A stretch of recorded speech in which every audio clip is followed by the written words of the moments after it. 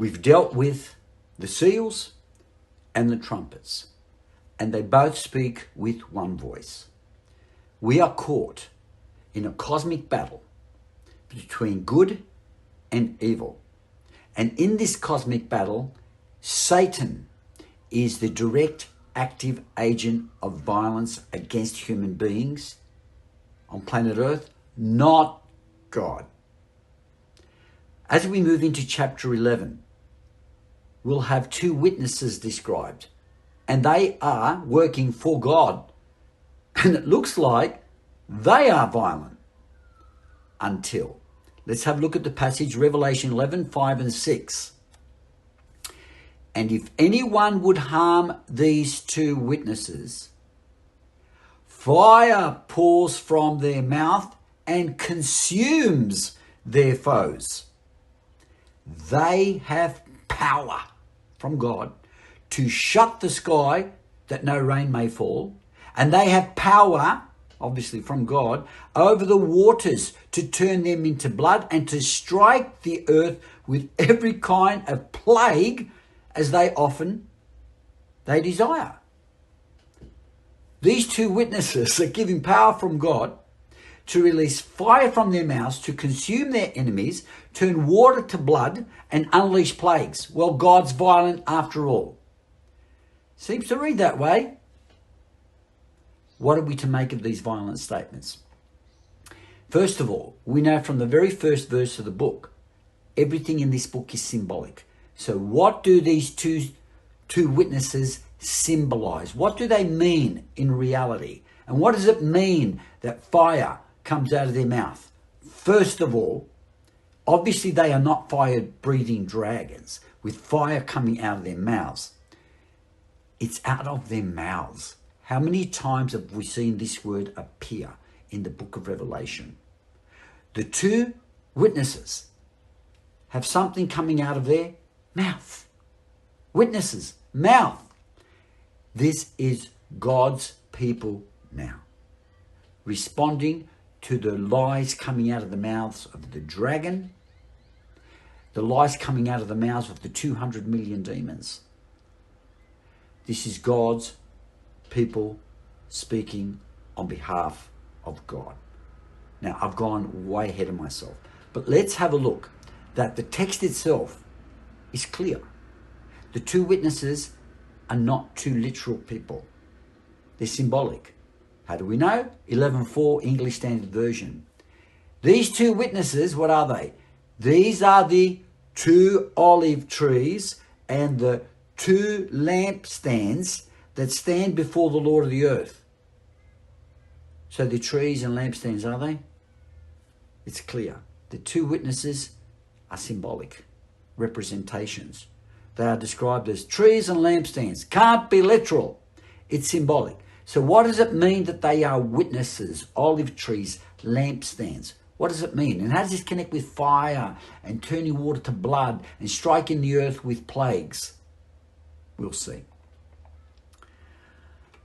Are these two witnesses two literal people? Most people believe in the Christian world say yes. The text says no. It points us in a different direction. Look at the following parallel statements. They're nearly identical word for word in chapter 11, which concerns who the two witnesses are, and chapter 13.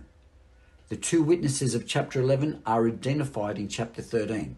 Look at the parallel statements. 11:7 English Standard Version about the two witnesses.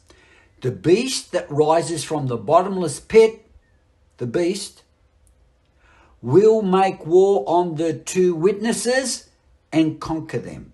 The beast will make war on the two witnesses and conquer them. Well, are these two literal people? No. Chapter 13, the beast, war, conquer are mentioned again, but instead of the word witnesses, two witnesses, we have something else in its place. 13:7 English Standard Version. Then the beast, here he is again, was allowed to make war on the saints and to conquer them. Boom. The saints. You've got the beast, The war and the conquer in both chapters, word for word, identical. But the two witnesses are now interpreted to be the saints. It's the followers of Jesus as a whole. What are they doing? They are witnessing. The saints as a whole are witnessing. Why two? What did Jesus say in John and in Matthew? On the basis of 2 or 3 witnesses, every word from God will be established. So here we've got people who are authorized by God. They are 2 witnesses speaking on behalf of God. That's what it means symbolically. And who are they in reality? The saints. So now we're starting to unpack what this book is about. Then we have something else about them. Why are they called witnesses? Because they're witnessing. Yeah? Look at Revelation 11, 7 and 10 in the English Standard Version. The 2 witnesses are called something else. They are witnesses because they're speaking, and that's why fire comes out of their mouth. Verse 7, and when they, the 2 witnesses, have finished their testimony. Oh, the fire coming out of their mouth is now interpreted as their testimony. That's an important word, because we've already seen in Revelation 12:17 that the dragon was enraged with the followers of Jesus. Who are they?